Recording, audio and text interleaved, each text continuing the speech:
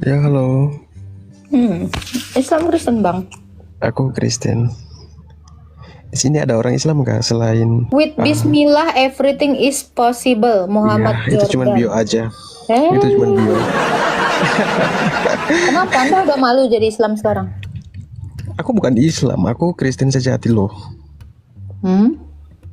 Ya, aku Kristen sejati. Ada yang mau ditanya? Di sini ada orang Islam. Aku mau tanya orang Islam sih Ada di sini tentang ada orang keselamatan. Islam. Namanya Muhammad. Yang mana? Nah, nanti ya kita naikkan dulu. Nih, nah ini dia orang Islamnya. Halo, orang Islam. Islam.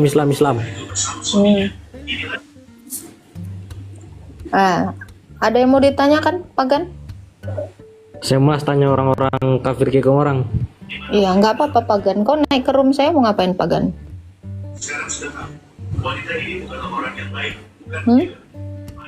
Silakan, Pagan mau bertanya apa ke room kita?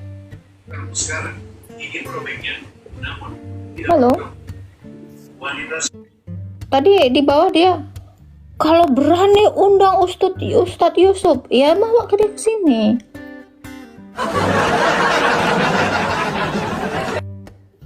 Pak Prop, aku bingung ya Pak Prop ya. Kalau nggak dibikin tema kayak gini, nanya-nanya kan temanya apa, udah dibikin nggak ada yang nyentuhin dari tadi. Kenapa? Shalom Kak Agatha. Salam. Islam Kristen bang. Kristen, mentah-mentah Kristen. Mau tanya aja. Mentah. Kristen dari lahir mentah-mentah. Silakan. Aku mau tanya. Tuhan menjanjikan suatu tempat buat bangsa Israel.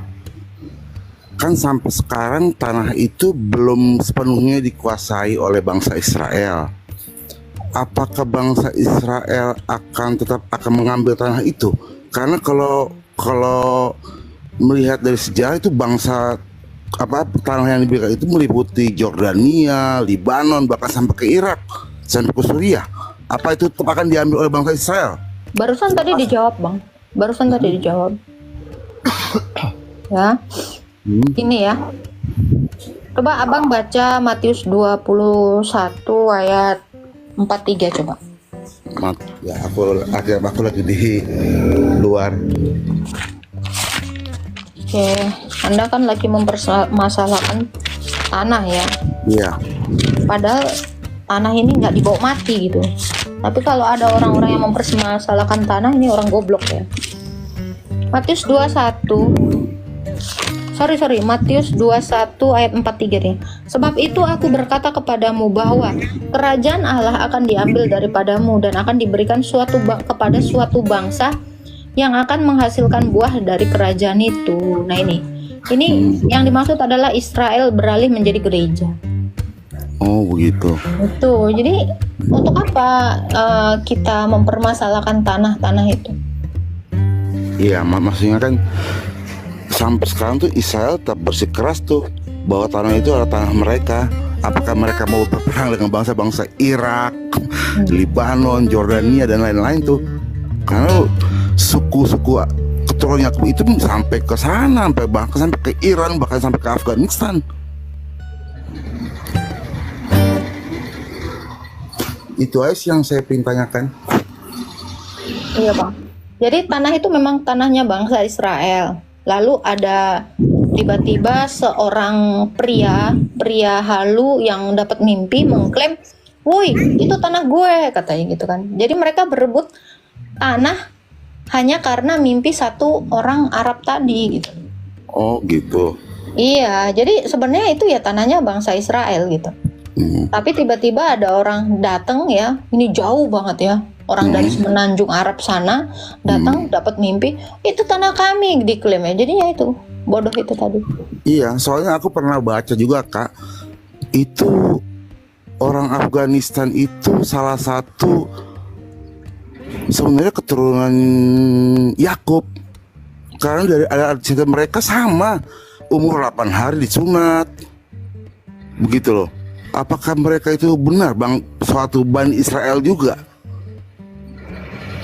Keturunannya Abraham itu kan kita semua yang percaya di dalam Kristus. melalui 12 rasul. Jadi 12 rasul itu merujuk kepada 12 suku bangsa. Orang yang percaya kepada Kristus melalui pemerintahan para rasul itu, yang 12 itu, kita itu menjadi bangsa pilihan yang tadi yang barusan saya bacakan di dalam Matius 21 ayat 43. Kita adalah bangsa terpilih. Iya. Israel masa depan. Itu. Siang Kak. Oke deh Kak Agatha itu ya. Makasih Kak Agatha. Salam. Ya, salam Bang Yohanes. Itu ya. Ya. Halo siang. Halo hijau daun, bentar ya Bang ya. Halo hijau daun. Halo Kak Gata, halo Paslap, halo Profesor. Islam Selamat Kristen siang. Bang Hijau. Kristen. Ada yang mau ditanya? Saya mau tanya dua hal aja nih Kak. Tadi kan saya pas scroll mau cari Kakak punya live, kebetulan ketemu ustazah yang ngomong tentang dia bertanya kepada jemaahnya siapa yang membuat Ka'bah. Ada yang bilang Nabi Adam, ada yang bilang Nabi Nuh. Kalau yang bangun itu tukang lah. Berarti Allah tukang dong, saya bilang gitu. Nah, itu satu. Apa benar tuh yang bangun Ka'bah itu Allah Subhanahu wa taala? Itu satu pertanyaannya. Kemudian yang kedua, saya pengen tahu nih, sampai sekarang saya masih mencari tahu bagaimana caranya supaya kita tuh peka terhadap suara Tuhan, Kak. Profesor dan Waslab. Saya tuh pengen tahu apa suara Tuhan yang sebenarnya itu kayak gimana gitu, sehingga saya bisa ikut apa kata Tuhan, bukan apa kata diri saya atau suara-suara yang lain. Itu Bang, aja Abang sih, Kak. bisa ngedengar suara Tuhan? Ya maksudnya kan begini Kak Agatha. Maksudnya kita kan pengen tahu bahwa itu apa yang Tuhan inginkan untuk hidup kita gitu loh. Yang apa? Oh, ini semua diajarkan di sini. Ya, saya baca Alkitab, cuma kan kadang-kadang ada sesuatu masa yang terjadi, saya harus ngambil keputusan, Tuhan kira-kira ini suaramu atau bukan gitu. Bagaimana kita harus mengetahuinya dalam hati nurani kita, Kak? Ada suatu keputusan. Keputusan apa? Memangnya kau kalau mau minum apa? Tuhan, aku hari ini minum apa ya? Aku galau banget, teh apa susu? Itu pun mau kau tanya sama Tuhan. Bukan gitu, Kak. Maksudnya Bang, kita ini semua orang itu diberikan akal, ya. Diajarkan apa? Kita harus seturut dengan kehendak Allah gitu kan. Lakukan yang baik gitu loh. Jangan apa-apa. Aku mau jihad hari ini. Pakai baju apa ya? Kostum apa? Aku pun mau nanya Tuhan juga untuk kayak gitu. Hah? Dengar suara Tuhan itu bukan kayak gitu, bro. Ya, semua apa yang diajarkan Tuhan Yesus itu sudah diajarkan para rasul. Jadi kamu lebih kepada apa? Mengerjakan keselamatan itu. Kejarlah kekudusan dengan takut dan gentar, ya. Jadi bagaimana cara kamu supaya kamu mengenal perintah Tuhan? Ya, kamu harus belajar. Belajar secara komprehensif itu dari siapa? Dari gereja. Gitu. Gereja itu mengajarkan kamu apa? Kalau kamu nggak dapat pengajaran dari gereja, terus bagaimana kamu mengenal Tuhan? Itulah Gata yang tadi Romo bilang kan. Apa Sekarang banyak orang tuh digiring gitu oleh pemimpin-pemimpin, ya pendeta-pendeta untuk mengenal suara Tuhan. Akhirnya mereka itu menangkap ada suara yang begini tuh suara Tuhan gitu, atau melihat Mana caranya mendengar dapat- suara Tuhan? dapat nomor sekian tuh suara Tuhan. Ya nggak ngerti, bukan nggak ngerti ya, kita nggak ada masalah di situ karena kan semuanya itu sudah ada di tulisan-tulisan bapak-bapak gereja, tulisan-tulisan orang-orang kudus, tulisan-tulisan para rasul, semuanya itu udah ada di kita. Nah, kita nggak nyari yang begituan gitu loh. Nah, mereka ini bertanya seperti itu karena pendeta-pendetanya itu mengajarkan yang seperti itu masalahnya. Sehingga ketika Lazarus yang posisinya di pangkuan Bapak Abraham dan orang kaya yang mengingat saudara-saudaranya masih ada di dunia, itu kan minta kepada Bapak Abraham supaya si Lazarus dihidupkan. Apa kata Bapak Abraham? Udah ada tulisan-tulisan yang ditulis, baca di situ. Nah, itu Coba juga. ini biar kita nggak lepas dari konteks ya, Romo ya. Coba bukakan dulu Faslab Ibrani 1 ayat 1 sama 2. Ya. Ibrani 1 ayat 1 sampai 2. ayat 1. Oke. Ini mungkin banyak yang salah paham tentang ini. Iya, tuntutan Roh Kudus lah, inilah apalah gitu. Kacau lah gitu. Makanya, oke. Ini guru enggak? Setelah pada zaman dahulu, Allah berulang kali dan dalam berbagai cara berbicara kepada nenek moyang kita dengan perantara nabi-nabi. Maka pada zaman akhir ini, Ia telah berbicara kepada kita dengan perantara anaknya yang telah Ia tetapkan sebagai yang berhak menerima segala segala yang ada oleh Dia. Allah telah menjadikan alam semesta. Ya, jadi Allah itu selalu berbicara melalui perantara. Ya, pada zaman akhir itu anak tunggalnya itu langsung ya yang berbicara. Kira-kira yang menyaksikan anak tunggal Allah itu inkarnasi menjadi manusia itu siapa? Para rasul kan? Para rasul loh. Nah, kalau para rasul yang menyaksikan Allah yang sudah berbicara kepada manusia itu, jadi cara Allah itu berbicara itu seperti itu. Jadi nggak bisa orang per orangan, ini per ini. Itu kalau begitu ya orang Israel sana satu-satu ditemuin jadi nabi semuanya. Kak, gue mau nanya Ya? gue mau nanya boleh nggak, Tak? Nanti selesaikan dulu. Oke. Ya, jadi gitu Pak Hijau Daun. Jadi bagaimana cara kita mengenal Allah? Karena memang syarat utama hidup kekal itu kita harus mengenal Allah yang benar dan mengenal Yesus Kristus. Yohanes 17 ayat 3 ya.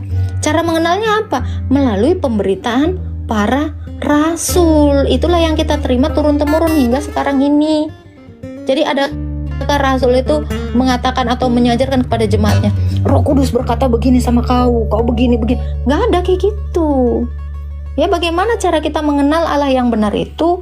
Yang seperti dikabarkan oleh para rasul, itulah caranya.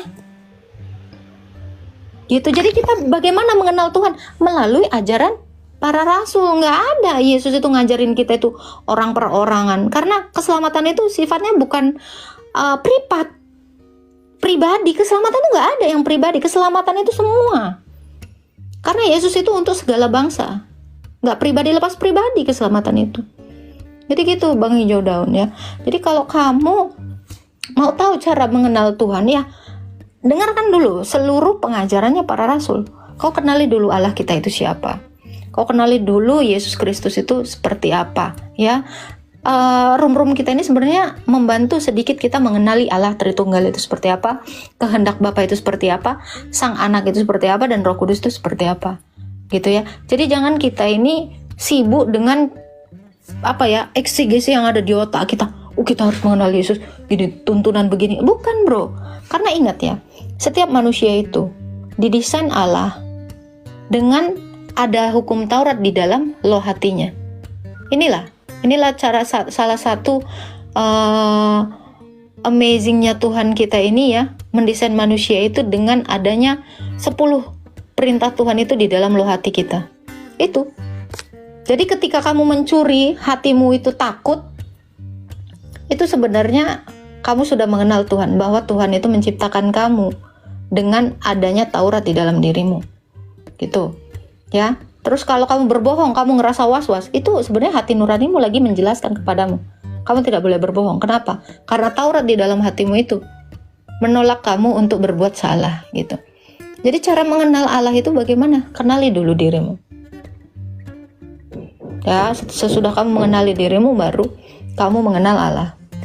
Jangan kamu berpikir ya Tuhan tuh bisikin, "Hei, belikan dulu mobil Brio untuk si Agatha." Bohong itu.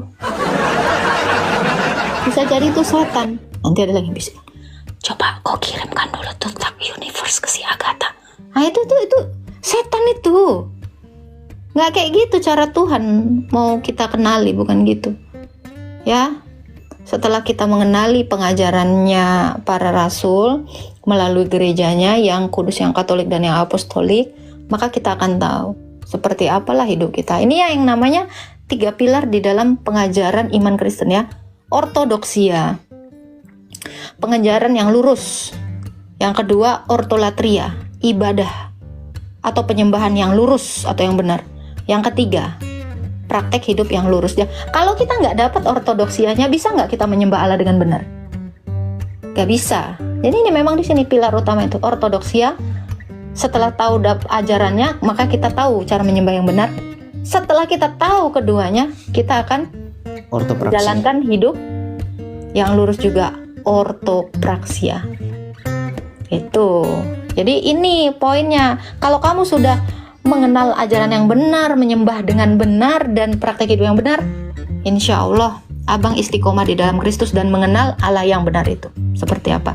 Dan Anda akan mengenal suara dari Tuhan itu yang diajarkan para nabi dan para rasul. Jadi kalau kau mau mendengarkan suara Allah, itulah yang didengarkan para nabi dan para rasul. Ini di dalam ini. Gitu. Jadi jangan, "Hei, kirimkan dulu berkat buat Pak Prof ini 8 juta ke rekeningnya." Nggak ada, itu setan itu. Itu bukan suara Tuhan itu. Ya, hati-hati gitu ya. Jadi pengajaran itu ya ini. Kalau kamu mendengar dan mengenal suara Tuhan, ini yang sudah didengarkan langsung oleh para nabi dan para rasul. Iya Kak. Suara makasih, Tuhan Kak. ini yang mereka dengarkan. Iya, thank you Kak Agatha. Cuman yang saya pikir gini, kan saya punya teman, dia kan juga rajin Teman pelayanan. sepermainan nggak ini? Maksud saya Di mana ada dia, selalu ada aku. teman pelayanan Kak. Dia amat manis dan baik hati. Jadi lagu. Mana sih? Nggak tahu bro. Agatha, Prof, Fatslav, Romo turun dulu Saya ya. nanya, Ini handphone serius udah nih, mulai Romo. panas banget. Siap bro. Terima kasih banyak ya semuanya ya. Dilanjut ya. Selamat siang Romo ya. Tuhan berkati. Terima Mohon kasih. berkatnya Romo. Allah Tritunggal Maha Kudus menyertai dan melindungi kalian senantiasa. Dan Amin, amin. bagi rohmu juga. Ya, terima kasih. Terima kasih. Siap. Thank you Romo. Ya, Romo. Nah Ya. itu tak yang mau gue tanya. Apa hal yang sama? Gue udah mikirin ayat itu kan. Nah kalau misalkan gue mengasumsikan bahwa suara Tuhan itu ketika kan di dalam hati kita kan kita didesain sama Tuhan Yesus bahwa setiap manusia tuh ditanamkan hukum Taurat, betul ya? Nah makanya ketika kita mau mencuri kayak ada seakan bisikan jangan, kita mau berbuat jahat seakan ada bilang jangan. Itu kalau gue asumsikan suara Tuhan gimana? Gak bisa. Itu kan Taurat itu dituliskan. Jadi itu sebenarnya bukan dikatakan suara Tuhan. Suara Tuhan ini yang didengarkan para nabi dan para rasul. Inilah dia. Jadi kalau misalnya kamu mau melakukan gini kan, lumayan nih Pak Prof nih, ya kan, kaya nih Pak. Gua mau minjem dulu lah sama dia 5M ya kan. Gua mau buka warung kopi ya kan. Gas lah. Lumayan dapat untung.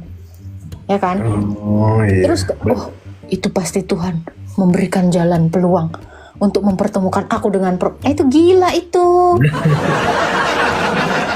Nah, berarti itu memang pure ya. Ya. Ya itu kita didesain sama Tuhan Yesus dengan Taurat yang Iya, ditanamkan ke dalam hati kita. supaya kita mengenal, kita Ya, tahu yang benar, makanya kita itu berakal, ya. Jadi gitu Bang Hijau Daun, kalau kamu mau mendengar suara Tuhan, ya, mau mengenal dan mendengar suara Tuhan, ini udah dituliskan sama para nabi dan para rasul. Ini semua yang didengarkan para nabi dan para rasul, ini suara Tuhan ini. Yang dituliskan Rasul Paulus itu suara Tuhan. Yang dituliskan Rasul Yohanes itu suara Tuhan yang dia dengar langsung. Ya, yang dituliskan Nabi Musa itu suara Tuhan langsung itu. Itu. Jadi kalau mau mengenalnya, ini kerjakanlah keselamatanmu dengan takut dan gentar. Iya, saya setuju Kak. Cuma ya begini, ada semacam teman pelayanan, tadi Kakak Agatha potong. Teman pelayanan saya itu kan dia berdoa sudah sekian lama menikah, berdoa. Dia pengen tahu apakah itu jodohnya dia atau tidak. Dia berdoa bertahun-tahun, akhirnya dia menikah. Nah, setelah dia menikah dia ada masalah dan akhirnya berpisah. Nah, apakah pada saat dia memutuskan itu dari nuraninya ataukah dia kan lihat Kehendaknya. baik dalam pelayanan, Itu rajin kehendaknya berdoa. Bang. Jadi manusia itu memutuskan sesuatu itu yaitu karena pilihan dia, bukan karena suara Tuhan. Itu pilihan dia. Tapi dia Manusia- berdoa juga loh Kak. Tapi dia berdoa juga. Semua orang berdoa, memangnya dia doang yang berdoa? Iya, maksudnya kenapa dia tidak seperti peka mendengar suara Tuhan gitu. Loh, suara Tuhan itu ini. Suara Tuhan itu yang mana menurut kau memang? Apa suara Tuhan menurut kau? Ya, saya Apa yang tanya.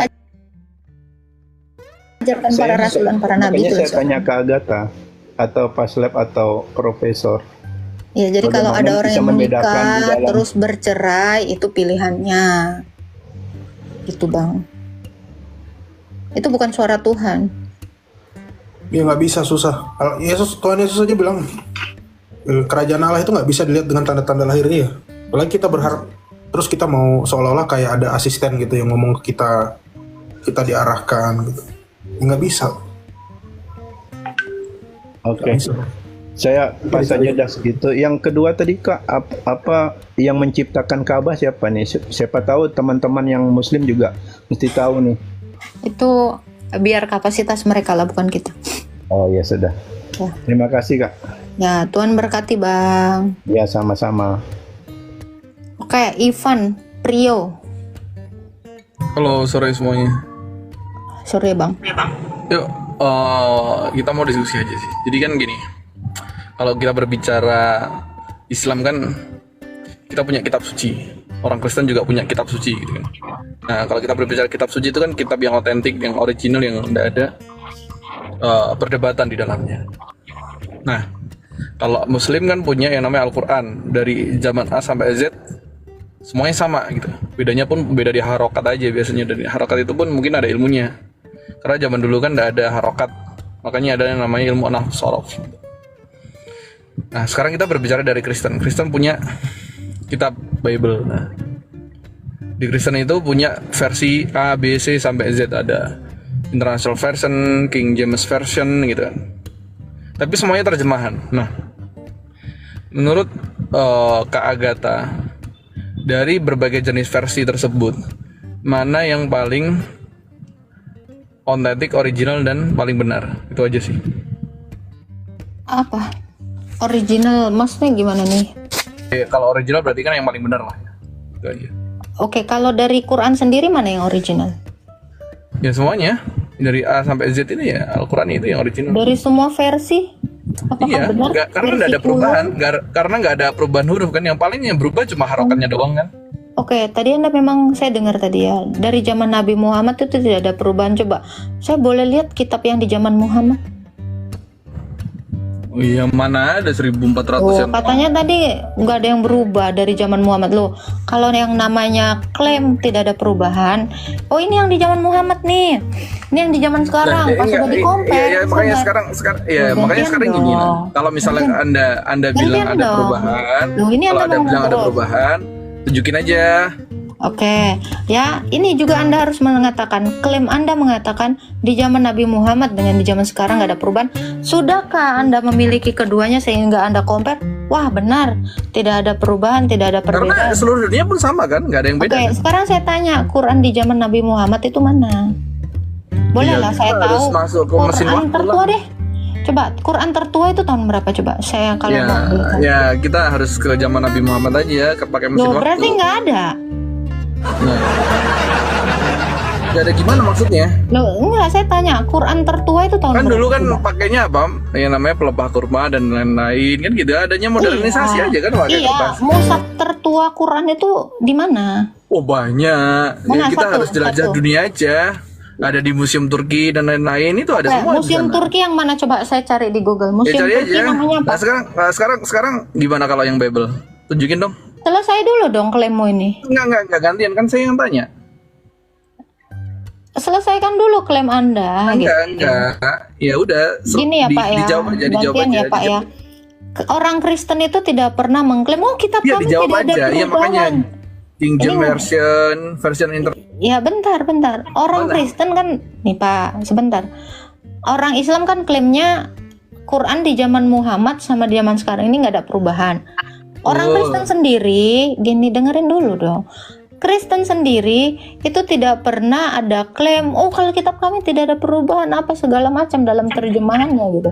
Itu nggak ada. Jadi kalau kamu mau bertanya mana nih yang paling benar, karena Iya Yesus itu berarti mana kalau yang Alkitab? ini nih. Orang Kristen itu nggak pakai kitab Pak selama 4 abad. Lah iya yang mana yang benar? Makanya James saya King dengerin version dulu, atau makanya International dengerin dulu version? Pak. Apakah Kami menerima semuanya? tidak, Anda selesain dulu deh. Yaudah, selesain. Ya udah, itu aja. Apakah menerima Oke, stop semuanya? dong. Kalau udah Apa diam, gimana? stop, diam. Oke. Diam. Mulutnya kayak perempuan. Ya, orang Kristen itu, imannya orang Kristen, dasarnya iman orang Kristen itu tidak bergantung sama ini. Karena dasar iman orang Kristen itu adalah Tuhan Yesus Kristus yang secara langsung disaksikan oleh para rasul. Para rasul itu mengajarkan sejak semula itu by lisan, menggunakan kitab Septuaginta, kitab yang paling tua 3 abad sebelum Masehi dalam teks Yunani. Itu ada di Republik apa Pak Prof? Yang di Gunung Athos, Republic of Mount Athos. Ya. Republic of Gunung Athos. Ya, Republic of Gunung Athos ya, Mount Athos itu. Itu adalah Septuaginta yang kami punya sampai detik ini, dan saya punya 1. Nih ya, ini Mazmur. Ini baru Mazmur ya. Ini itu adalah teks tertua orang Kristen sejak dari 300 tahun sebelum Masehi ya. Itu masih ada. Nah, itu yang kemarin dibagi-bagikan sama Pak gitu, Pak. Jadi kalau kamu tadi sudah mendengarkan yang kayak kamu bilang yang mana? Dari semua Bible-nya. Semua Bible. Berarti yang Bible-nya yang dari versi mana yang paling buat bisa dipegangan, jadikan pegangan? Loh, itu tadi barusan saya jawab. Iya, kan ada nih King James, International Version. Apa? King James Ada ada Lembaga Alkitab Indonesia, mana yang paling benar?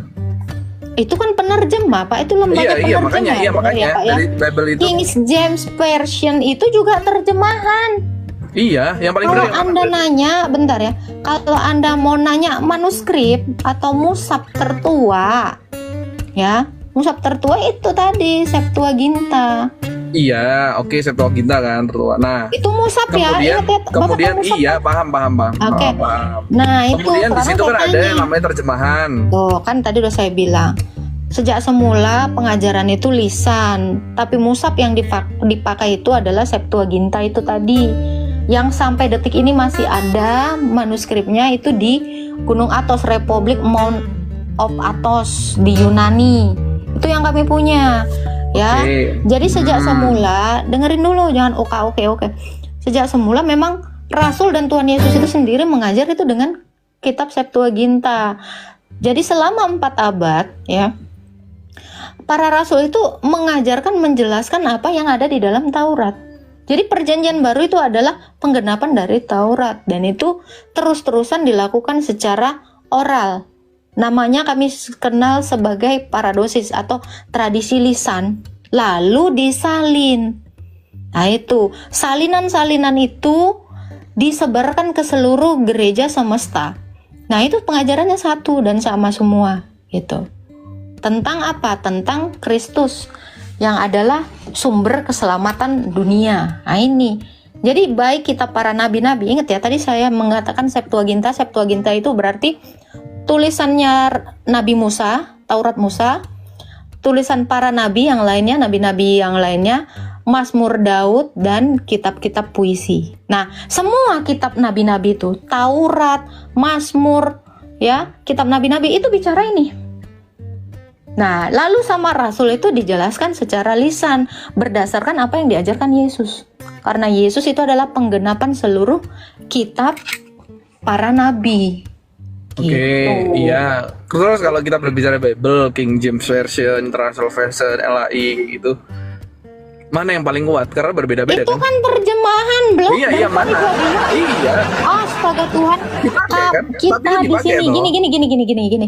Saya bicara Tapi tentang kan itu dipakai. Iya, saya paham. Bang, Iya, Septuaginta tertua. Bang, lu ngerti terjemahan? Iya, paham. Terus terjemahan itu yang benar yang mana? Oke. Terjemahan itu berdasarkan bahasa orang masing-masing. Ya. Tujuan penerjemahan itu kan supaya setiap bangsa itu menerima pengajaran sesuai dengan bahasa ibu mereka, kan gitu. Kalau kamu menanyakan terjemahan yang mana yang benar? Yang benar itu adalah manuskrip tertua atau musab tertua. Iya, Yaitu kan Septuaginta. iya paham saya. Kamu bisa nggak? Nah, King Aduh, James ya Tuhan. Version, LAI dan lain-lain. Itu berarti kan terjemahan. Kamu lagi bicara Pakai, kan? tentang terjemahan atau manuskrip? Bible. Iya, saya paham. Ya. Septuaginta, iya. Gini, aduh ini dungu banget ya. Sekarang ke Bible, ya kasihan kan? Konteksnya ke banget Bible. Bro, induk dari semua Begitu. kitab. Dengerin, Bible dengerin, itu yang dengerin, dipakai kan dengerin, beda-beda. Nah, dengerin. yang mana Induk yang dari benar? Apakah itu semua diterima sama orang Kristen? induk dari semua kitab itu adalah kitab Perjanjian Lama atau Septuaginta itu induk semua pengajaran. Iya, aku paham. Terus? Not, itu paham. Aku paham. Oke, not. Nah, sekarang Apa not? Apa not? yang Apa menjadi jadi pertanyaan adalah ada Bible versi King James, International Version kayak gitu kan? Yang itu Tuhan, goblok, luar biasa ya. Terjemahan. Ih, gila kau ya. Jadi kalau Quran diterjemahkan bahasa Sunda terus ada bahasa Jawa, mana yang benar? Terjemahan bahasa Sunda atau bahasa Jawa? Goblok. Dungu banget lo ya. Masa iya kau mau bilang oh bahasa Jawa lebih benar? Oh enggak, bahasa Sunda enggak benar. Ya itu udah dari tadi saya bilang kan. Latar belakang adanya penerjemahan supaya masing-masing orang itu mengerti dengan bahasa ibu mereka, bahasa ibunya, bahasa bawaanmu. Itu loh, itu faedah atau iya faedah dari penerjemahan. Kok mana yang benar? Masa kok bilang oh bahasa Jawa yang benar? Karena terjemahan itu bahasa. Ngerti nggak sih, bicara tentang bahasa. Jadi mana yang benar? Oh enggak, yang benar itu bahasa Sunda, bahasa Jawa nggak benar. Gigi kau lah. Oh kali kau. Bodoh kali lo, sumpah sih Kayak apa lewatnya? Lo kejar manuskrip selesai sebetulnya tadi tak? Lo boro-boro orang dia aja nggak bisa nunjukin kitab paling tua. Kok di zaman Muhammad udah keok di situ dia, kan pingsan dia. Cari aja di Google di Turki di mana katanya. Gila kau. Di sini kok ngomongnya cari di Turki, cari di rumahmu lah. Iya, jadi mushaf tertua dari Utsmani itu sudah ditenggelamkan di Sungai Nil ya, Prof ya, betul ya? Nah itu udah nggak ada manuskripnya. Apa King James Version itu kan terjemahan. Si Dodo. Gimana Prof? Lanjutkah kebotolannya itu? Gak habis Udah pikir. goblok, pede lagi. Kenapa Prof? Gak habis pikir. Jadi gini ya Pak Prof, ibarat kata pertanyaan dia kan, Quran itu bahasa Arab, ya. Terus kalau diterjemahkan sama ulama, yang diterjemahkan ulama itu nggak benar gitu. Yang benar bahasa Arab. Karena bahasa Quran sendiri itu udah bukan bahasa asli. Karena apa? Udah ditambahin harokatnya. Iya. Tentang persembahan berhala, tentang daging persembahan berhala, kita tahu, kita semua mempunyai pengetahuan yang demikian membuat orang menjadi sombong, tetapi kasih membangun. Jika ada seorang menyangka bahwa ia mempunyai sesuatu pengetahuan, maka ia belum juga mencapai pengetahuan sebagaimana yang harus dicapainya. Tetapi orang yang mengasihi Allah, ia dikenal oleh Allah. Tentang hal makan daging persembahan berhala, kita tahu tidak ada berhala di dunia dan tidak ada Allah lain daripada Allah yang Esa. Sebab sesungguh pun ada apa yang disebut Allah baik di surga maupun di bumi, dan memang benar ada banyak Allah dan banyak Tuhan yang demikian. Namun bagi kita hanya ada satu Allah saja, yaitu Bapa yang daripadanya berasal segala sesuatu dan yang untuk Dia kita hidup, dan satu Tuhan saja, yaitu Yesus Kristus, yang olehnya segala sesuatu telah dijadikan dan yang karena Dia kita hidup. Tetapi bukan semua orang yang mempunyai pengetahuan itu. Ada orang yang karena masih terus terikat pada berhala-berhala, makan daging itu sebagai daging persembahan berhala, dan oleh karena hati nurani mereka lemah, hati nurani mereka itu dinodai olehnya, makanan tidak membawa kita lebih dekat pada Allah. Kita tidak rugi apa-apa kalau tidak kita makan, dan kita tidak untung apa-apa kalau kita makan. Tetapi jagalah supaya kebebasanmu ini jangan menjadi batu sandungan bagi mereka yang lemah, karena apabila Orang melihat engkau yang mempunyai pengetahuan sedang duduk makan di dalam kuil berhala. Bukankah orang yang lemah hati nuraninya itu dikuatkan untuk makan daging persembahan berhala? Dengan jalan demikian orang yang lemah, yaitu saudaramu yang untungnya Kristus telah mati, menjadi binasa karena pengetahuanmu. Jika engkau cara demikian berdosa terhadap saudara-saudaramu dan melukai hati nurani mereka yang lemah, engkau pada hakikatnya berdosa terhadap Kristus. Karena itu apabila makanan menjadi batu sandungan bagi saudaraku, aku untuk selama-lamanya tidak akan mau makan daging lagi, supaya aku jangan menjadi batu sandungan bagi saudaraku. Bukankah aku rasul? Bukankah aku orang bebas? Bukankah aku telah melihat Yesus Tuhan kita? Bukankah kamu adalah buah pekerjaanku dalam Tuhan? Sekalipun bagi orang lain aku bukanlah rasul, tetapi bagi kamu ku adalah rasul. Sebab hidupmu dalam Tuhan adalah menterai dari kerasulanku. Inilah pembelaanku terhadap mereka yang mengkritik aku. Tidakkah kami mempunyai hak untuk makan dan minuman? Tidakkah kami mempunyai hak untuk membawa seorang istri Kristen dalam perjalanan kami seperti yang dilakukan rasul-rasul lain dan saudara-saudara Tuhan dan Kefas? Atau hanya aku dan Barnabas sajakah yang tidak mempunyai hak untuk dibebaskan dari pekerjaan tangan? Siapakah yang pernah turut dalam peperangan atas biayanya sendiri? Siapakah yang menemani kebun anggur dan tidak makan buahnya? Atau siapakah yang mengembalakan kawanan domba dan yang tidak minum susu domba itu? Apa yang kukatakan ini bukankah hanya pikiran manusia saja? Bukankah hukum Taurat juga berkata-kata demikian? Sebab dalam hukum Musa ada tertulis, janganlah engkau berangus mulut lembu yang sedang menggirik.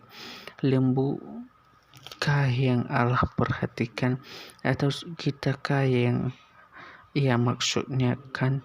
Ya, untuk kitalah hal ini ditulis, yaitu pembacak harus membacak dalam pengharapan dan menggirik harus menggirik dalam pengharapan untuk memperoleh bagiannya. Jadi, jika kami telah menabur benih rohani bagi kamu, berlebih-lebihkah kalau kami menuai hasil duniawi daripada kamu? Kalau orang lain mempunyai hak untuk mengharapkan hal itu daripada kamu, bukankah kami mempunyai hak yang lebih besar? Tetapi kami tidak mempergunakan hak itu. Sebaliknya kami menanggung segala sesuatu supaya jangan kami mengadakan rintangan bagi pemberitaan Injil Kristus. Tetapi tahukah kamu bahwa mereka yang melayani dalam tempat kudus mendapat penghidupannya dari tempat kudus itu, dan bahwa mereka yang melayani mezbah mendapat bagian mereka dari mezbah itu? Demikian pula Tuhan telah menetapkan bahwa mereka yang memberitakan Injil harus hidup dari pemberitaan Injil itu. Tetapi aku tidak pernah mempergunakan satu pun dari hak-hak itu. Aku tidak menulis semuanya ini supaya aku pun diperlakukan juga demikian, sebab aku lebih suka mati daripada. Sungguh kemegahanku tidak dapat ditiadakan siapapun juga. Karena jika aku memberitakan Injil, aku tidak mempunyai alasan untuk memegahkan diri, sebab itu adalah keharusan bagiku. Celakalah aku jika aku tidak memberitakan Injil.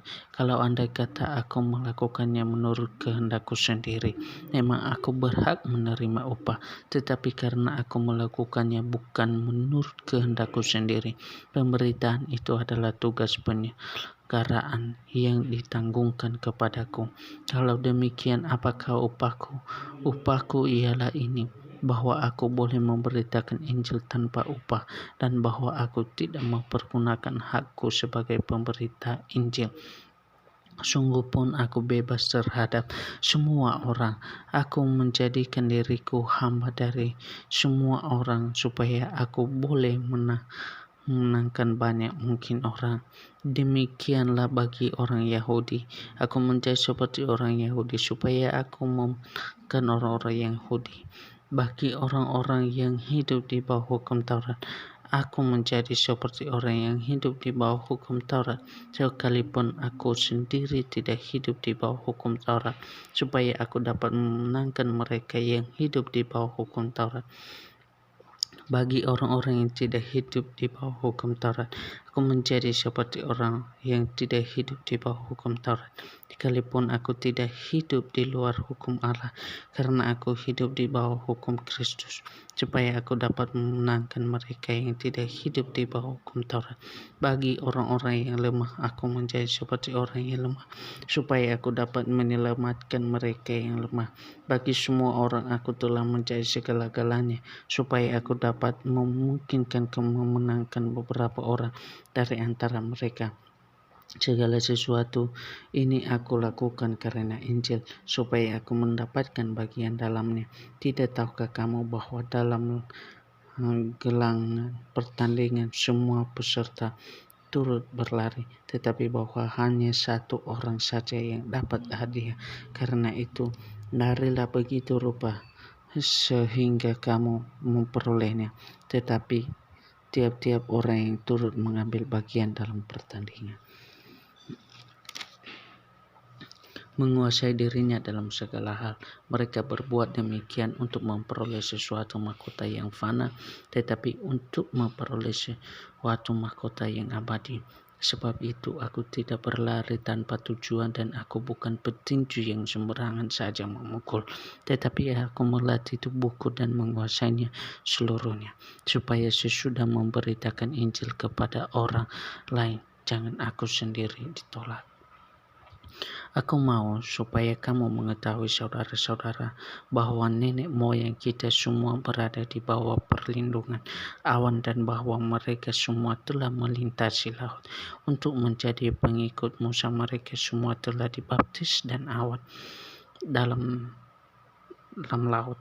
Mereka semua makan makanan rohani yang sama, dan mereka semua minum minuman rohani yang sama, sebab mereka minum dari batu karang rohani yang mengikuti mereka, dan batu karang itu ialah Kristus.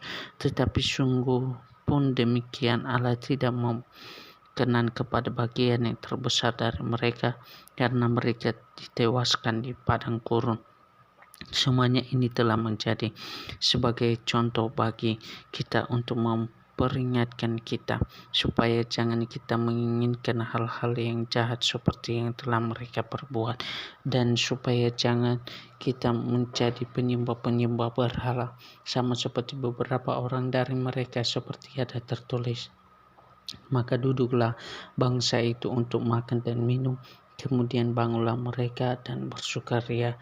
Janganlah kita melakukan percabulan seperti yang dilakukan oleh beberapa dari mereka, sehingga pada satu hari telah tewas 23.000 orang. Dan janganlah kita mencobai Tuhan seperti yang dilakukan oleh beberapa orang dari mereka, sehingga mereka mati dipungut ular. Dan janganlah bersungguh-sungguh seperti yang dilakukan oleh beberapa orang dari mereka, sehingga dibinasakan oleh